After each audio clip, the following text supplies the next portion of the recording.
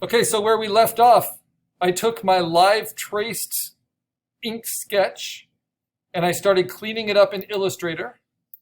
After it was live traced into vectors, I can use the pencil tool to redraw. Now, if I want to put a little bit more of the Alamo into the Alamo College's logo, let's give that little hump. Whoops. I might have to set this to be a little less smooth just for this small area. With the pencil tool, as long as you start and stop on the path, you can redraw it.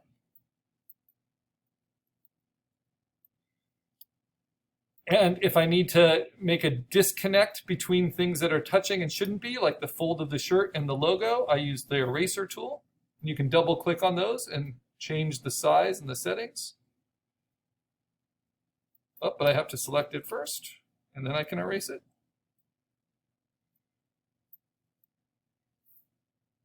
And then I can redraw with the pencil tool. I can also use the smooth tool if something's overly bumpy, like the outside of the foot here. I'm in Classic Essentials view, which is under Window, Workspace, Essentials Classic. That's what I recommend because all of these tools will be available to you without having to search for them or add them in. And I can smooth that way. I can also smooth the tail here. And I get this nice thick line work for a coloring book without having to recreate it all.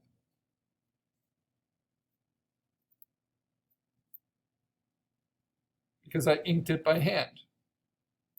Then scanned it in, cleaned it up, and then brought it into Illustrator to image trace.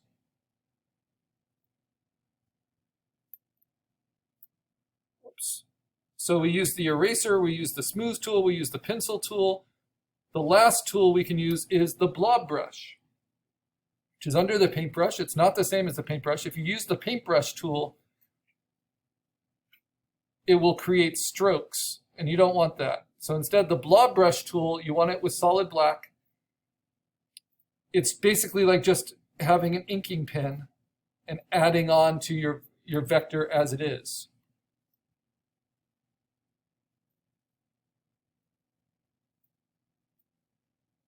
And you can set it to be smooth, and you can set it to be different widths. And then, of course, you can always modify it with the other tools. So what if you didn't have an inked scan to bring in live trace? Though this method generally works best for me to get started, I'm going to save it. I'm going to show you how I could do this all with the Blob Brush just over a pencil sketch. I'm going to save it to my folder as an EPS file.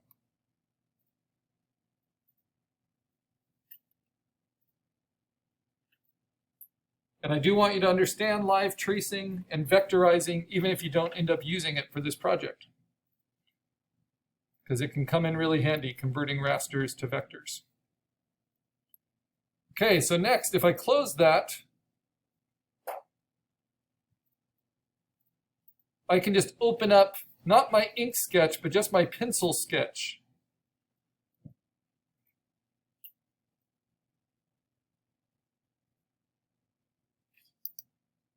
I'll do this one. I'm going to open it with Illustrator. And it comes in as a raster file, but instead of clicking on it and using image trace, because if I try to do image trace to just a pencil sketch, I do black and white logo, it's not going to look as good as when I inked it. You know, because pencils, it's graphite powder, it gets soft, it gets hard, you lose a lot of quality, and no matter how much I make the threshold, it's going to be pretty sloppy. But I could do this, and I could hit expand, even though it's just a pencil sketch, and I could clean it up from there, and maybe that's a good idea, and it would teach you a lot about Illustrator. But what if I don't do that, right? And I just take the sketch as it is, like we did for our logo, and then I go to layers. And I double click on the layer and I dim the image to 50%, onion skin it, right? And then I lock that layer, I put a new layer above it. That's going to be my digital inking layer. I'm going to call it a Blob Brush layer. And now this is how Illustrator can just be your digital inking tool. First, you set it to its defaults, and then you swap it so that you have a black fill with a white stroke, and then you turn off the white stroke. Then you select the Blob Brush tool. You see how it works with your stylus. So that's its weight right now. That's a little thin. So then I'm going to double click on it. And I'm going to set it to that smoothness, but I'm going to make its size maybe 2.5 points. And if you're lucky enough to have pressure as an option for your tablet, then you would say pressure, and then you would say how much variation in the pressure. So if it was 2.5 points, I'd put my variation at 2.5. Then it could be anything from 0 to 2.5. But the great thing about the Blob Brush is the smoothness. So now I start inking. And even if my hand wobbles, it's going to smooth it out for me. And I do it blob by blob. And if I feel like it's too thick, I double click and I can change this. Maybe I'll do 1.8.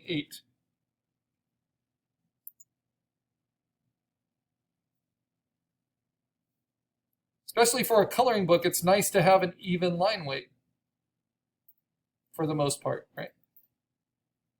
So this potentially can look a lot more uniform than the live trace option.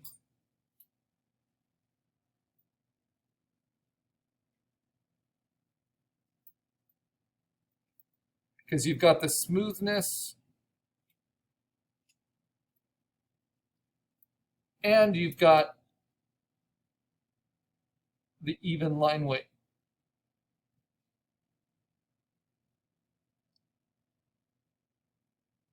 So if there's a downside to it, without the brush size variation, just because that tablet isn't supported that way yet, I have to keep changing the line weight size a little bit, like for the highlights in the helmet. And it's okay if I don't finish off the edges, I can still correct it with the pencil tool, as always. But what's great is it all comes in as one combined vector. Right? It's a blob that goes together. And it's just like inking your own drawing.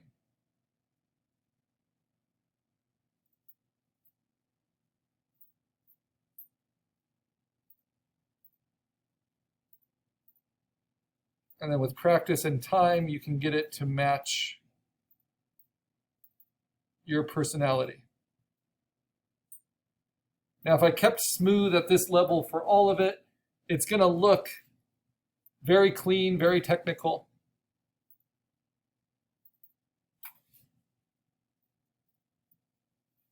And if you want to mess with that, this is a technique. This is called outlining your stroke. And instead of trying to just paint it in painterly, I can outline the edges, thus using the Blob Brush to define the inside and the outside. But you see with smooth on, that really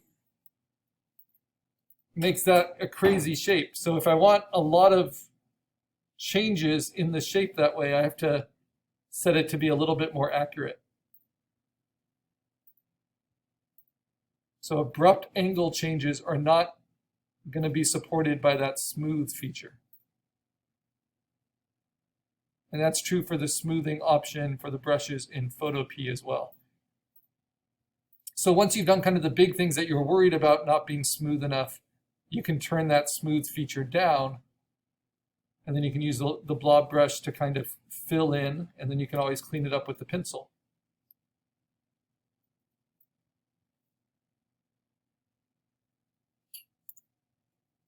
Try 1.5. It's nice to be able to use decimal points, because vectors aren't locked to sizes. So it's just previewing something to you in point sizes, but you can make it any brush dimension you want.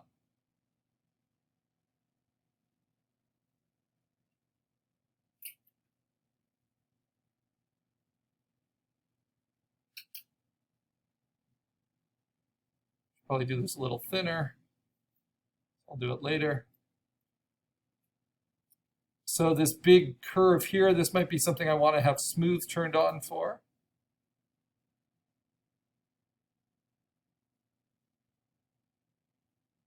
When I use the blob brush, I never have accuracy turned on at 100% because I tend to wobble a lot.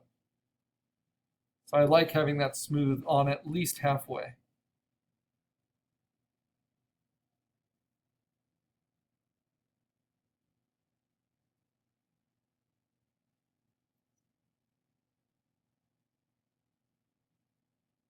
And when you have the settings right, and you understand the tools, and you're willing to take the time to get it right,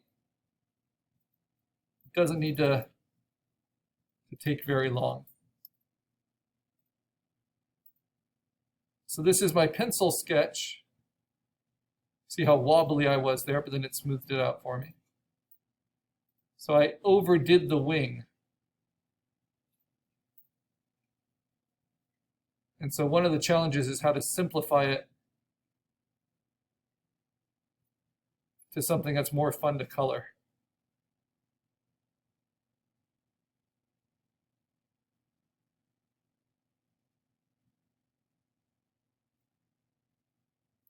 So probably something like that.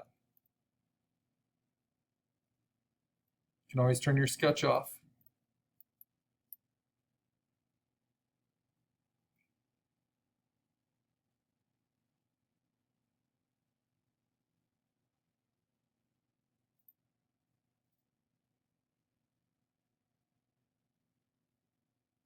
So if you want a really even kind of coloring book, smooth vector outline for your spot illustration, definitely recommend it for things like buildings, architectural features, man-made things. But you can see here it even works with organic characters pretty well. Then the blob brush is your friend.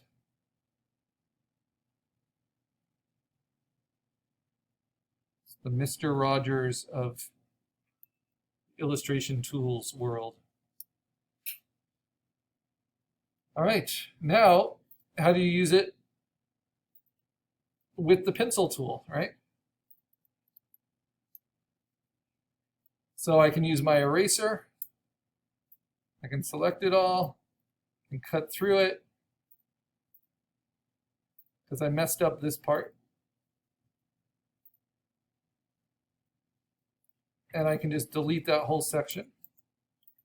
I turn on my sketch. Then I can go back to the blob brush and it will just automatically add on to what I already have. Just continue on with that same fill path as a vector.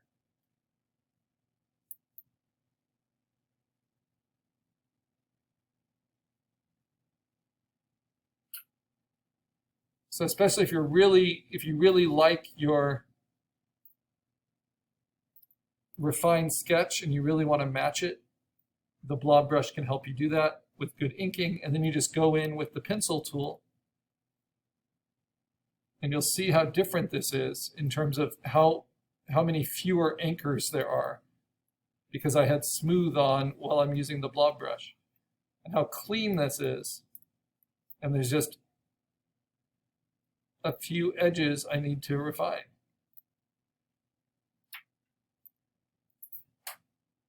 And that's all part of using Illustrator.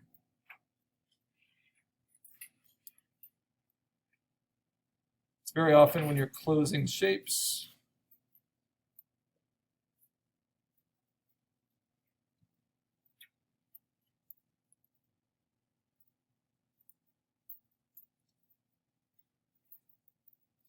and that's what we're looking for next class. We want to have clean vector outline that we can use for the coloring book.